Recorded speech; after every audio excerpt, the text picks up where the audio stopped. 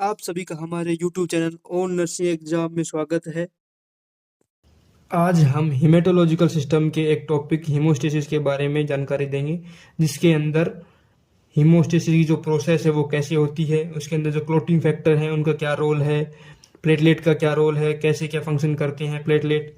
तो ये सारी जानकारी आपको इस वीडियो में मिल जाएगी और वीडियो के लास्ट में आपको क्लोटिंग फैक्टर से याद करने की एक शॉर्ट ट्रिक आपको वीडियो के लास्ट में मिल जाएगी। तो वीडियो के लास्ट तक जरूर बने रहें और यह वीडियो अपने नर्सिंग साथियों के साथ शेयर करें ताकि उनके भी एग्जाम्स की तैयारी अच्छी हो सके। हीमोस्टेसिस मतलब स्टेसिस मतलब कि रुकना, हिम मतलब हिम यानी कि खून का रुकना, स्टॉपिंग ब्लीडिंग। जब भी कोई ब्लड वेसल डैमेज होती है तो उसकी वजह से एक होल बन हो जाता है। उस होल को जो फिल करने के लिए एक प्लगिंग का फॉर्मेशन होता है। इस प्रोसेस को ही हीमोस्टेसिस बोलते हैं, यानी कि स्टॉपिंग ब्लीडिंग बोलते हैं इसको। जो हीमोस्टेटिक की जो रेस्पॉन्स होता है वो फास्ट होता है, लोकलाइज होता है और फाइन रेगुलेटेड होता है। तो जो इसका रेस्पॉन्स होता है उसके अंदर कौन कौन इन्वॉल्वमेंट होता है, उसके अंदर होते हैं हमारे जो 12 क्लोटिंग फैक्टर होते हैं वो, जिसको कोगुलेशन फैक्टर और प्रोकोगुलेंसी भी बोलते हैं। उसके साथ फिब्रिन स्टेबलाइजिंग फैक्टर होता है जो कि 13 क्लोटिंग फैक्टर होता है। उसके साथ साथ जो सब्सटेंस होते हैं रिलीज किए जाते हैं प्लेटलेट से, और जो आपका इंजर्ड टिश्यू होता है उसके द्वारा जो सब्सटेंस रिलीज होते हैं, उन इन तीनों के साथ मिलकर ही जो हीमोस्टेसिस की जो प्रोसेस होती है वो होती है।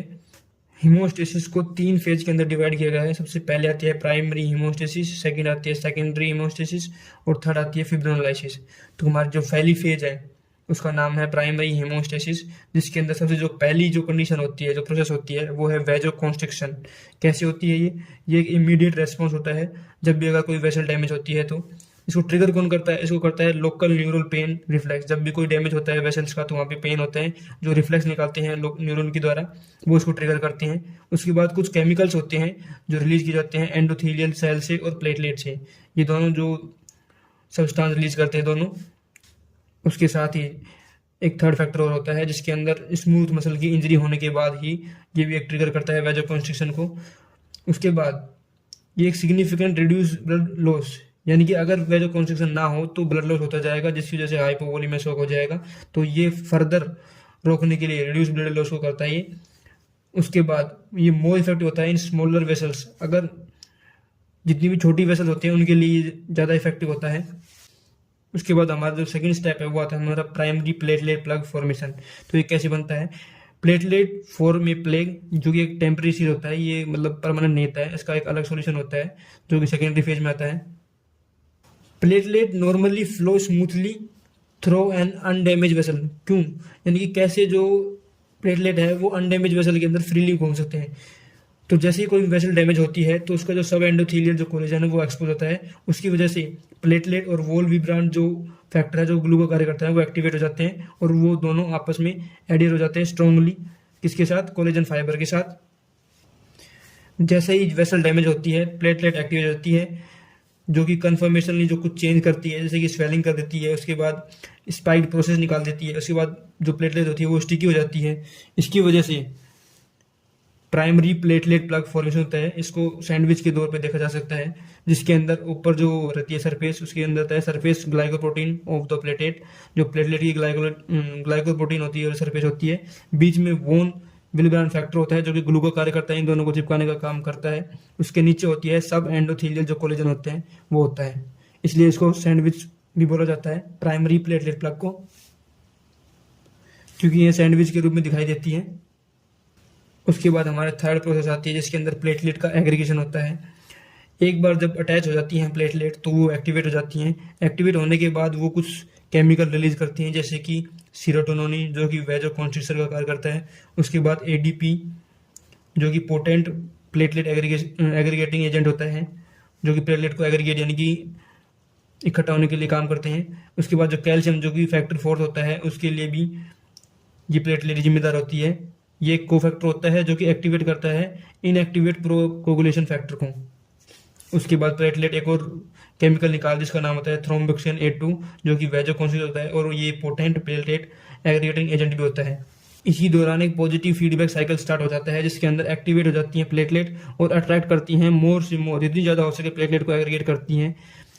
कहने का मतलब ये है कि जब भी कोई ब्लड वेसल डैमेज होती है तो विद इन 1 मिनट के अंदर प्लेटलेट बन जाता है, जिससे कि हमारा जो ब्लड लॉस है वो रुक जाता है, ताकि हमारे अंदर शॉक या फिर हाइपोवोलेमिक कंडीशन ना हो। उसके बाद हमारा फोर्थ पॉइंट आता है प्लेटलेट प्लग लोकलाइजेशन, यानी कि प्लेटलेट जो प्लग हमारा बना है उसका लोकलाइजेशन होना। कैसे लोकलाइज होती है, उसके लिए जो प्रोस्टासाइक्लिन रिलीज होता है, ये prostaglandin produced by the intact endothelial cell, जो कि स्ट्रॉन्ग इनहिबिशन करता है प्लेटलेट को एग्रीगेशन, जो यानी कि जो हमारी जो इंटैक्ट यानी कि जो सही वाली है अनडैमेज वाली जो वेसल्स है वो उसको प्रोस्टाग्लैंडिन रिलीज करती है, जिसकी वजह से ये स्ट्रांगली इनहिबिट हो जाते हैं जो प्लेटलेट एग्रीगेशन का, इसलिए ये लोकलाइज हो जाते हैं। जहाँ पे जो डैमेज होती है वेसल वहाँ पे ही सिर्फ प्लेटलेट एग्रीगेट हो पाती हैं। उसके बाद हमारी फेज नंबर सेकंड स्टार्ट हो जाती है, सेकेंडरी हीमोस्टेसिस, जिसके अंदर सबसे पहला स्टेप होता है कि कोगुलेशन कैस्केड, यानी कि जो फ्लो चार्ट होता है कोगुलेशन का, जिसके अंदर क्लोटिंग फैक्टर एक्टिवेट होते हैं, वो प्रोसेस स्टार्ट हो जाती है, जिसके अंदर पहला आता है कोगुलेशन, यानी कि ब्लड क्लोटिंग जितने भी हमारे वो कार्य करना स्टार्ट कर देते हैं, ब्लड जो हमारा लिक्विड होता है उसको जल में कन्वर्ट कर देते हैं। कोगुलेशन एक सीरीज होती है एक एंजाइमेटिक कन्वर्जेशन की, जिसके अंदर जो इनएक्टिव जो क्लोटिंग फैक्टर होते हैं वो एक्टिव कोगुलेशन फैक्टर में बदल जाते हैं। जो कोगुलेशन की जो प्रोसेस है उसके बाद इंट्रिंसिक पाथवे और एक्सट्रिंसिक पाथवे स्टार्ट हो जाते हैं, जिसके अंदर जो ट्रिगर्ड होते हैं जो कि एक्सपोज सब एंडोथेलियल कोलेजन, यानी कि जो डैमेज हुआ था एंडोथेलियल जिसके अंदर जो कोलेजन होते हैं वो एक्सपोज हो जाते हैं, वो इस इंट्रिंसिक पाथवे को ट्रिगर कर देते हैं, जिसकी वजह से all clotting factor need in the blood, जितने भी ब्लड के अंदर क्लोटिंग फैक्टर होते हैं वो इंट्रिंसिक फैक्टर में काम करते हैं। उसके बाद जो एक्सट्रिंसिक पाथवे होता है वो ट्रिगर होता है एक्सपोज टिश्यू फैक्टर, जो टिश्यू फैक्टर होता है फैक्टर नंबर 3, उसकी वजह से ट्रिगर होते हैं एक्सट्रिंसिक पाथवे।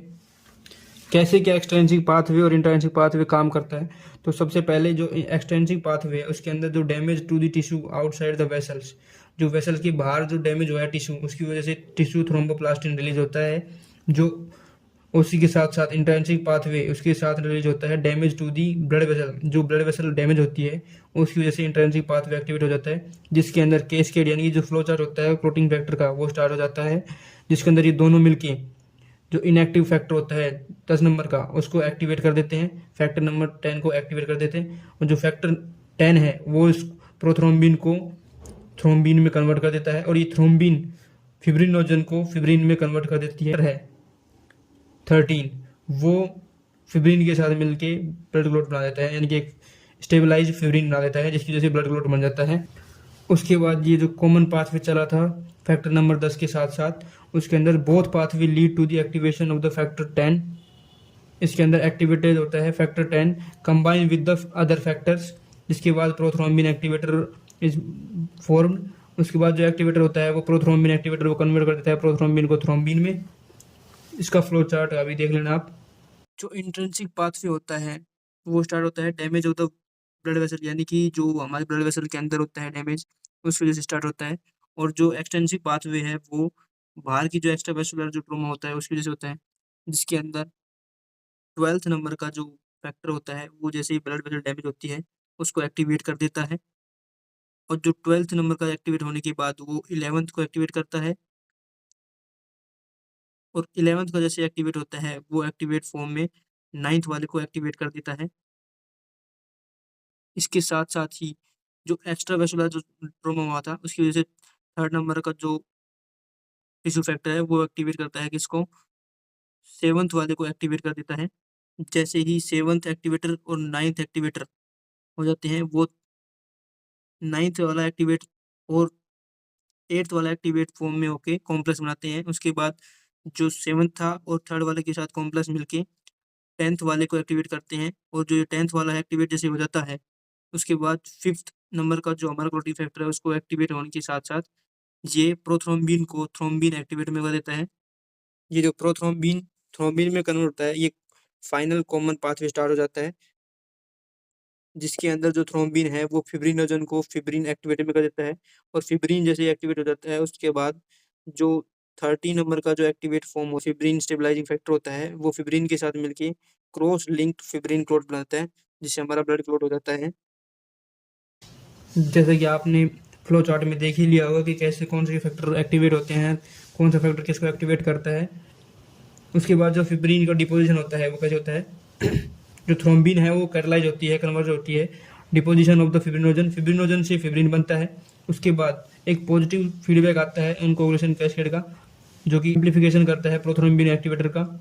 उसके बाद जो 13 फैक्टर है उसके साथ मिलके फिब्रिन मेस बन जाती है, जो कि स्टेबलाइज प्लेटलेट प्लेग बनाती है, जिसकी वजह से जो होल हुआ था डैमेज के थ्रू, उसको सील हो जाता है।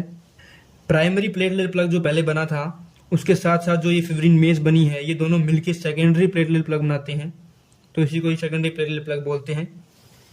उसके बाद रेगुलेशन, थर्ड स्टेप आता है रेगुलेशन का, जिसके अंदर क्लोटिंग फैक्टर काम करते हैं और एंटीकोगुलेंट काम करते हैं। यानी कि क्लोटिंग फैक्टर जो कि एनहेंस करते हैं क्लोटिंग फॉर्मेशन को, जैसे कि हमारे हो गए फैक्टर 1 से लेकर 13 तक। उसके बाद डोमिनेट करते हैं किसको, डैमेज, जब भी कोई ब्लड वेसल डैमेज होती है तभी ये क्लोटिंग फैक्टर डोमिनेट करते हैं। उसके साथ साथ एंटीकोगुलेंट भी हमारे ब्लड के अंदर पाए जाते हैं जो कि इनहिबिट करते हैं क्लोटिंग फॉर्मेशन को। उसके बाद ये डोमिनेट होते हैं कब, जब अनडैमेज वेसल होती है, यानी कि जब वेसल नॉर्मल रहती है तब ये डोमिनेट रहते हैं। उसके बाद जो फोर्थ स्टेप है उसके अंदर आता है कोगुलेशन लोकलाइजेशन। जो हमारा जो सेकेंडरी प्लेटलेट प्लग बना है उसको लोकलाइज कैसे किया जाता है, उसके अंदर प्रोसेस है कि activation of the coagulation factor is restricted to the site of the expose phospholipid. यानी कि प्लेटलेट के ऊपर एक फोस्फोलिपिड पाई जाती है, सिर्फ वहां पर ही जो कोगुलेशन की प्रोसेस होती है वो होती है, अदर कहीं पे नहीं होती है।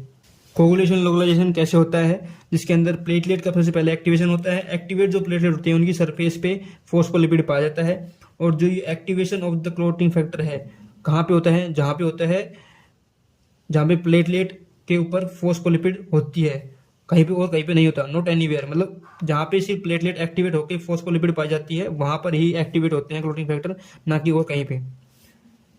प्रेजेंट ओनली इंजरी साइट, जहाँ पे इंजरी होती है वहां पर ही ये फोस्फोलिपिड पाए जाते हैं, इसलिए क्लोटिंग फैक्टर वहां पे एक्टिवेट होते हैं। उसके बाद जो एंटीकोगुलेंट होते हैं वो कौन कौन होते हैं, इसके अंदर आता है हिपेरिन और उसके बाद में थ्रोम्बोमोडुलिन।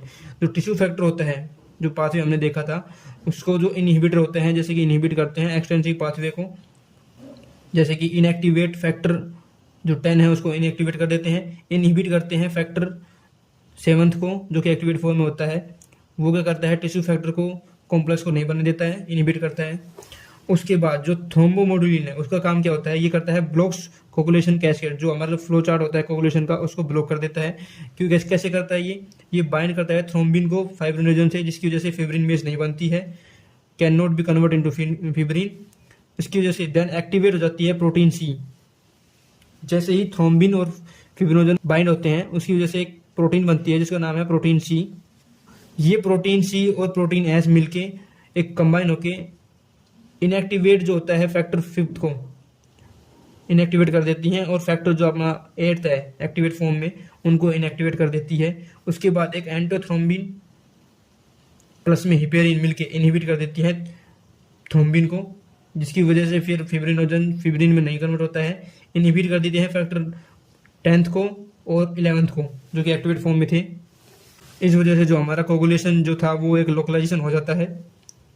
उसके बाद जो हमारी थर्ड फेज आती है उसके अंदर आती है फिब्रिनोलाइसिस, यानी कि जो हमारा फिब्रिन बना है उसको लाइसिस भी होता है।